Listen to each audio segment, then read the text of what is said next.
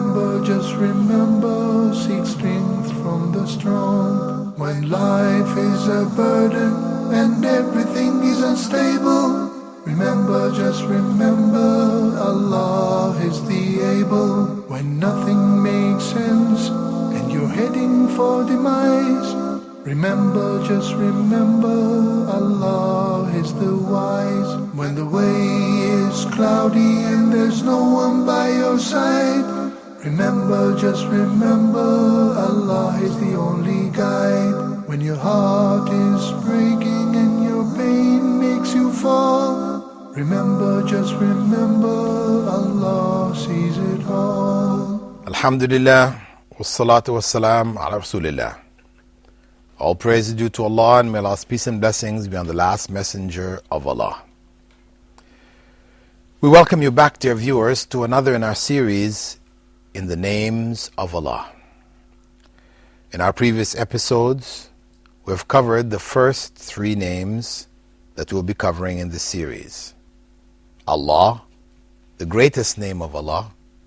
Then Ar-Rahman and Ar-Rahim, we looked at them together because of their shared quality, the shared origin of those names being Rahmah, or the mercy of Allah subhanahu wa ta'ala. And we looked at those attributes. In the case of Allah, we looked at how we could call on Allah by it. As Allah had said in the Quran, وَلِلَّهِ الْأَسْمَاءُ الْحُسْنَى فَادْعُوهُ بِهَا. All the beautiful names belong to Allah. So call on Him with them. Worship Him through them. So in the case of Allah, we looked at how the name Allah was used by the Prophet, may God's peace and blessing be upon him, in the Sunnah, in a variety of different circumstances. From the day-to-day prayers and supplications we made before the ordinary things that we do in a day. Whether we're leaving the house, whether we're sitting down for a meal, going to the bathroom, going to our wives, husbands and wives, all the various activities of the day, there were a variety of different supplications which the Prophet, may God's peace and blessing be upon him, prescribed, beginning with Bismillah. We take that name of Allah and we put it with Bismi, in the name of Allah. And also Allahumma, O Allah, calling on Allah by His greatest name. We looked at a variety of different prayers which the Prophet ﷺ gave us. From going to sleep at night, getting up in the mornings, in the evenings. We also looked at general du'as which the Prophet ﷺ made, seeking refuge from evil characteristics. And we began those du'as, all of them, with Allahumma. We even looked at how to exercise, to remove evil spirits from human beings who may be possessed. And we talked about that at some length. And the du'as which are recommended by the Prophet ﷺ, beginning with Bismillah. And we looked also at the attribute of Rahmah in the next set of episodes, and how that should be practiced by a Muslim, how he should understand the vastness of Allah's mercy.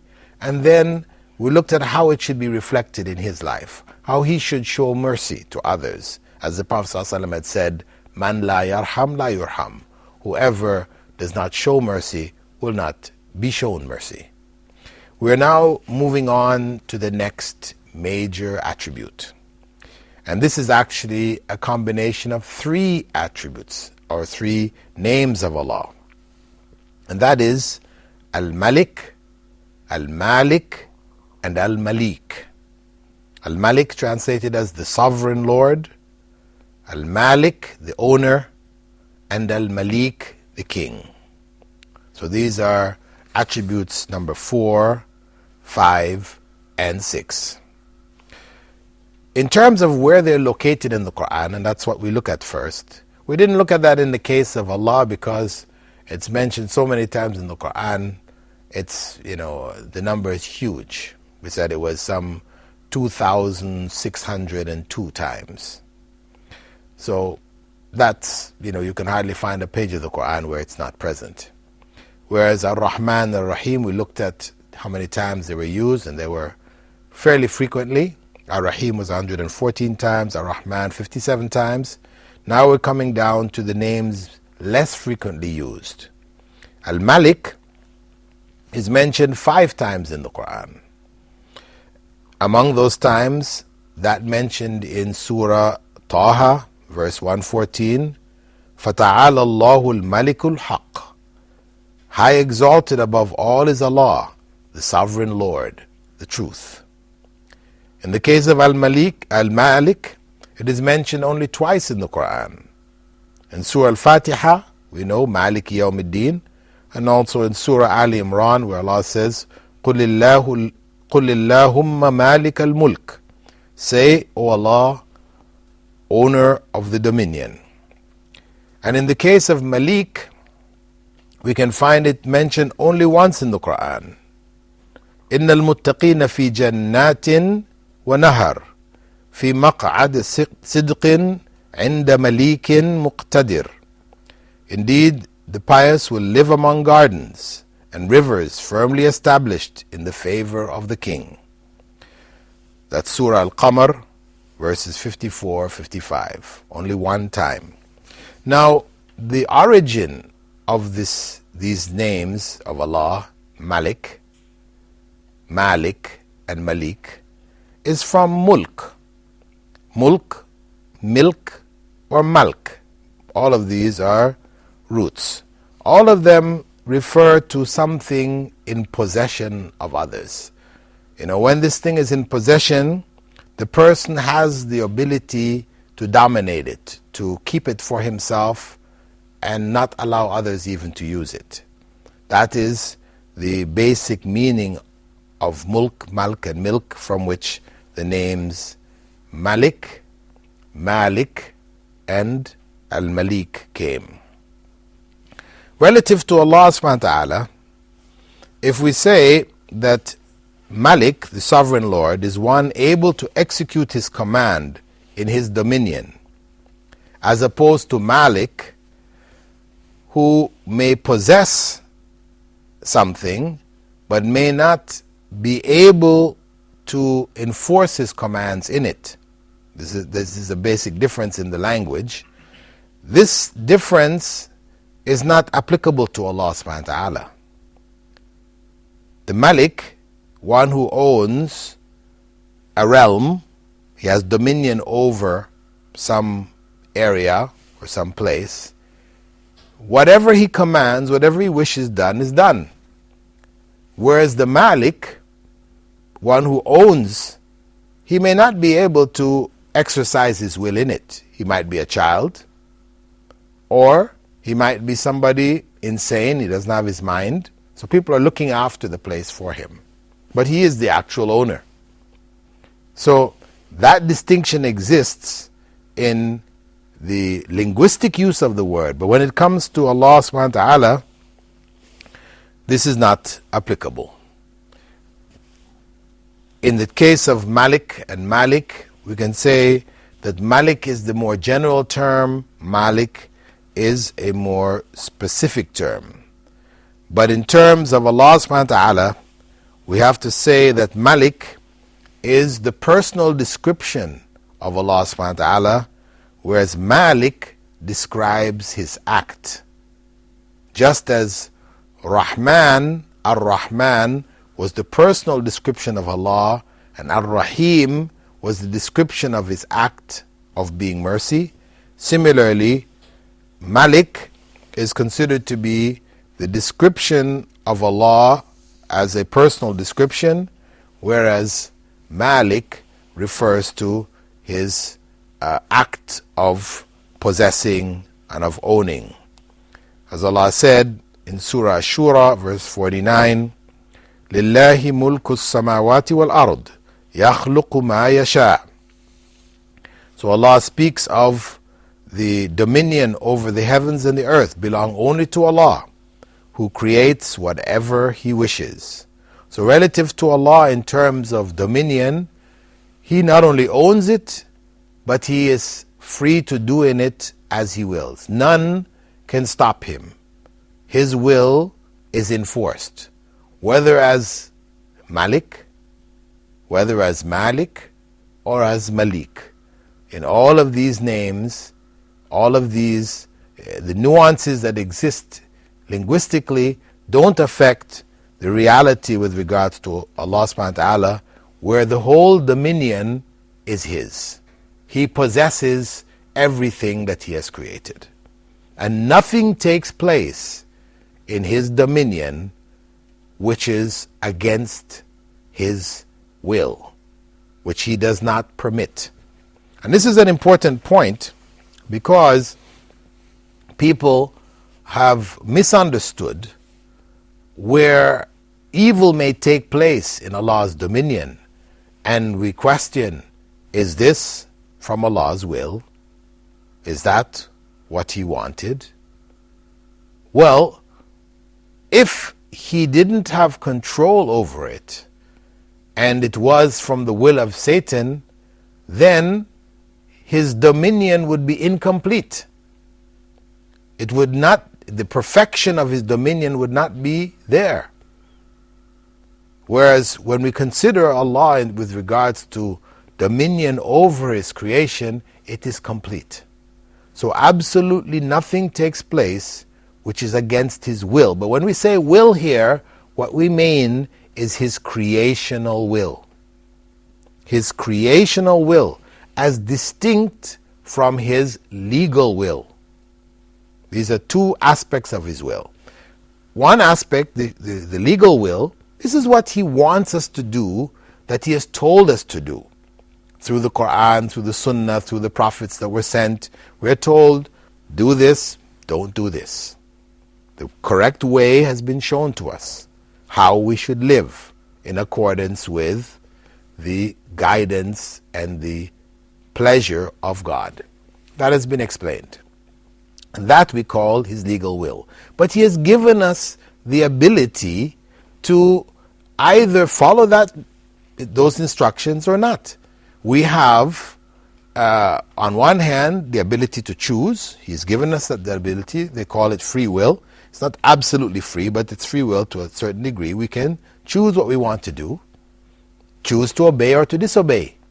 So we may disobey His legal will. However, we cannot go beyond His creational will. Meaning, even if we choose to disobey His legal will, only if He permits us are we able to disobey His creational will. With that thought, we're going to take a break. And we'll be coming back after the break to look a little more deeply into this concept and to finish looking at this attribute of Allah, Al-Malik, Al-Malik, and Al-Malik.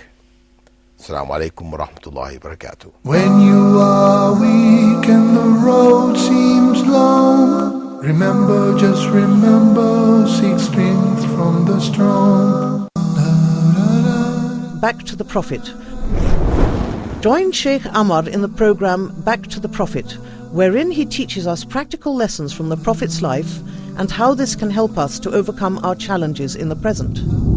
We talk about the life example of the Prophet Muhammad, peace and blessings be upon him, seeking guidance for ourselves.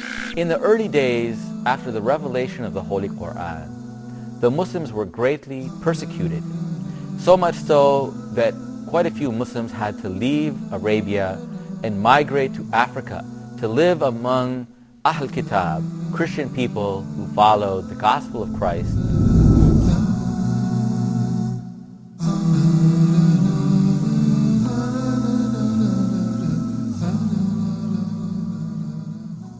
When you are weak and the road seems long, remember, just remember, seek strength from the strong. Alhamdulillah, wassalatu wassalamu ala Rasulillah. All praise is due to Allah, and may Allah's peace and blessings be on the last messenger of Allah. Welcome back, dear viewers, to our program, In the Names of Allah. We just came back from the break, where we were discussing, prior to the break, the concept of Allah's dominion over His creatures.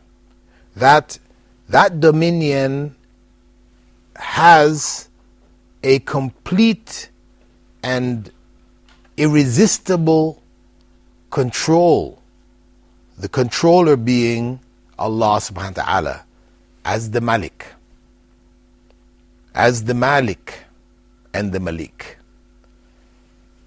Nothing takes place against His will, meaning His creational will, meaning that if a thing is to happen, if He doesn't permit it to happen, it cannot happen.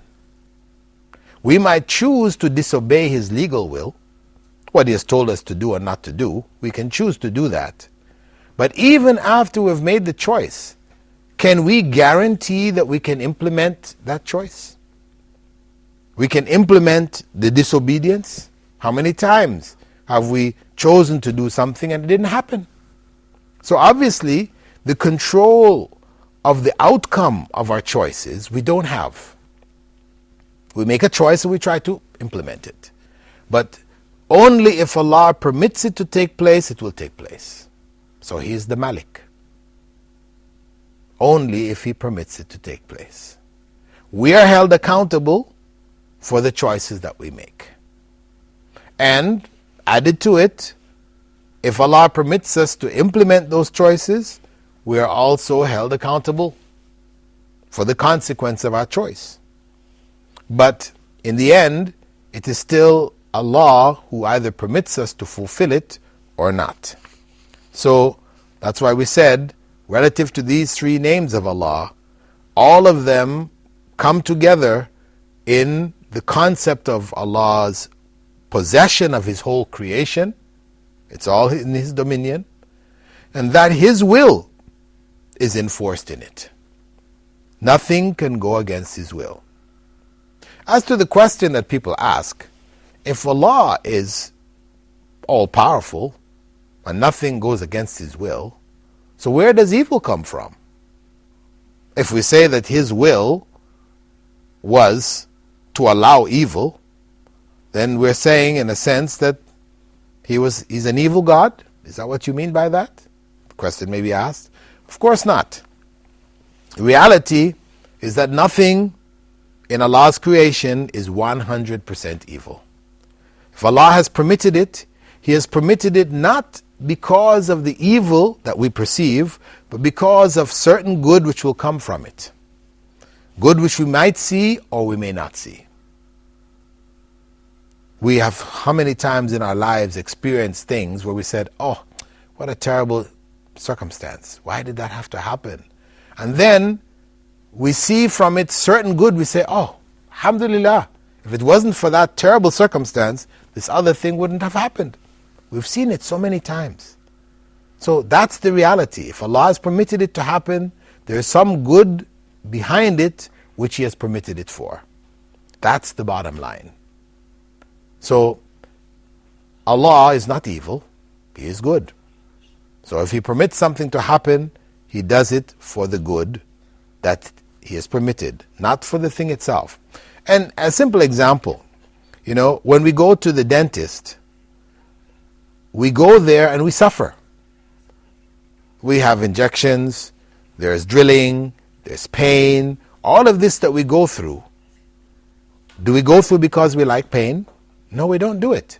We don't go to the dentist and suffer at his hands because we enjoy pain. At least most of us don't.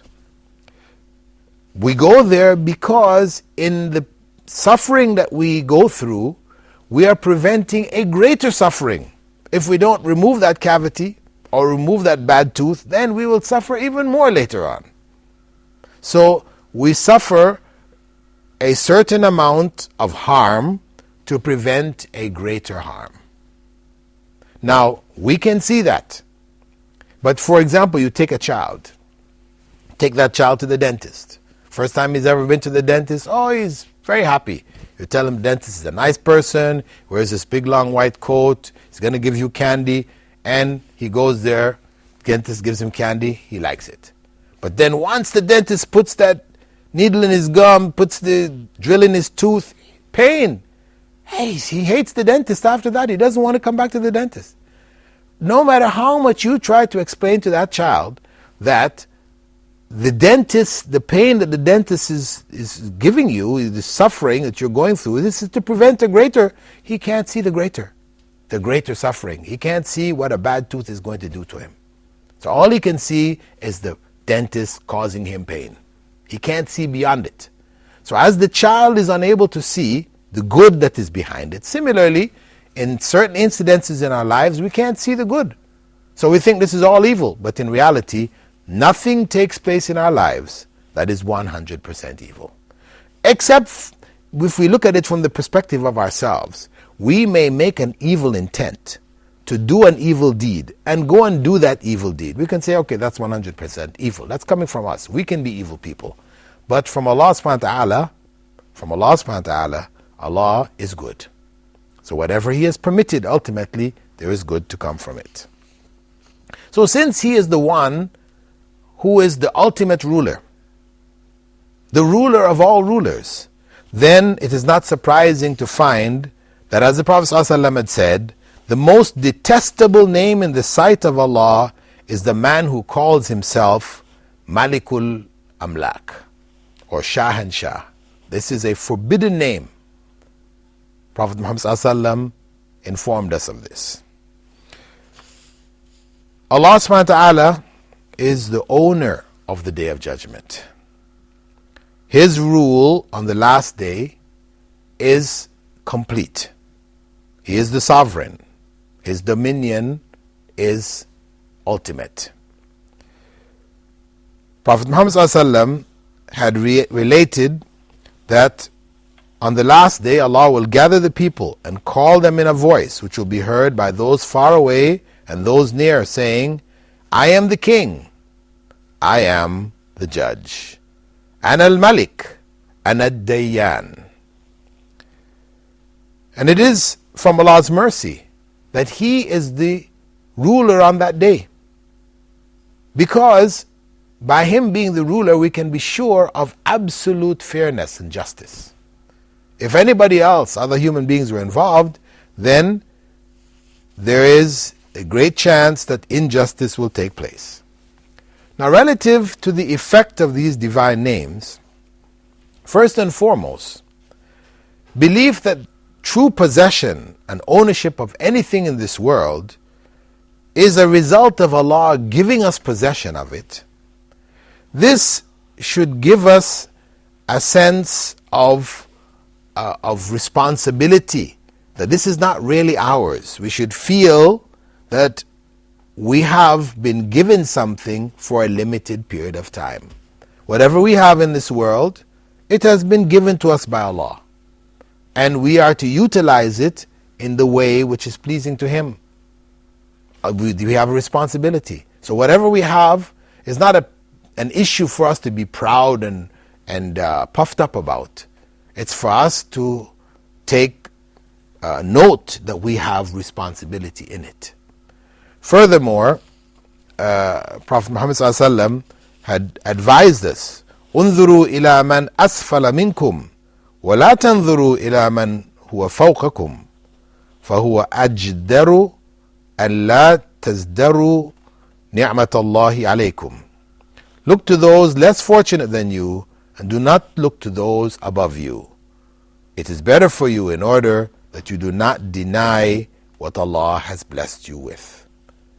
So it's all coming from Allah. Allah chooses to give some more than others. This is a part of the test of this life. And we have to know that it is His dominion. He can pick and He can choose who He gives it to. But know that whatever He gives, there's a responsibility with it. So if you have less, it means you have less responsibilities. If you have more, it means you have more responsibilities. Also, belief that the absolute rule belongs only to Allah also means that we shouldn't do anything which is displeasing to Him. If any other ruler in this world calls us and instructs us to do something which is displeasing to Allah, then there is no obedience due to that ruler. As the Prophet ﷺ had said, لا طاعة لمخلوق في معصية الخالق. No obedience is due to the creatures if it involves disobedience to the Creator. So absolute obedience belongs only to Allah. Our obedience to others is subsequent or secondary to our obedience to Allah. We have to consider, is this going to conflict with Allah's command or not? If it is not conflicting, then those who are in authority over us, we should obey them. This is the basic principle which governs our lives. With regards to dominion, with regards to understanding Allah's attribute of being Al-Malik, Al-Malik, and Al-Malik. The dominion over this world belongs completely to Allah. Whatever we have in it is what He has given us. We die and we leave it behind. We can't take it with us. So really it has only been put in our possession for a limited period of time. And we are judged as to how we use it. When we think of Al-Malik, that's what we should think about. What is in this world? Who does it really belong to? I'm calling it mine. It's my car. It's my house. It's my this and it's my that. But in reality, is it really mine? This is what, in thinking about and reflecting on and in remembering Allah through this name, Al-Malik, Al-Malik, and Al-Malik, we should be aware of. The dominion belongs ultimately only to Allah. And we should serve Him in it. Whatever He has given us is a test. And we are obliged to obey His instructions over the instructions of all else. With that, dear viewers, we'd like to thank you for being with us in this segment of our program, In the Names of Allah, in which we have looked at the 4th, 5th, and 6th attributes under the names of Allah, Al-Malik, Al-Malik, and Al-Malik. And we hope, inshallah, that you will be with us in our coming episodes.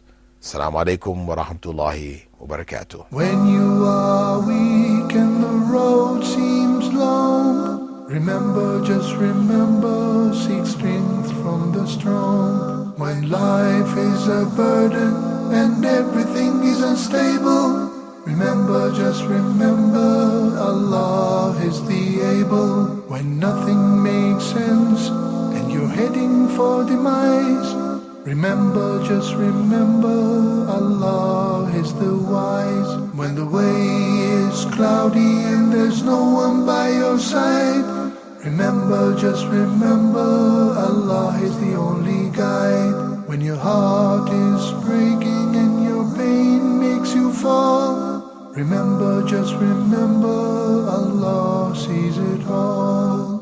When you are weak and the road seems long, remember, just remember, seek strength from the strong. When life is a burden and everything is unstable, remember, just remember, Allah is the able. When nothing makes sense and you're heading for demise, remember, just remember, Allah is the wise. When the way is cloudy and there's no one by your side, remember, just remember, Allah is the only guide. When your heart is breaking and your pain makes you fall, remember, just remember, Allah sees it all.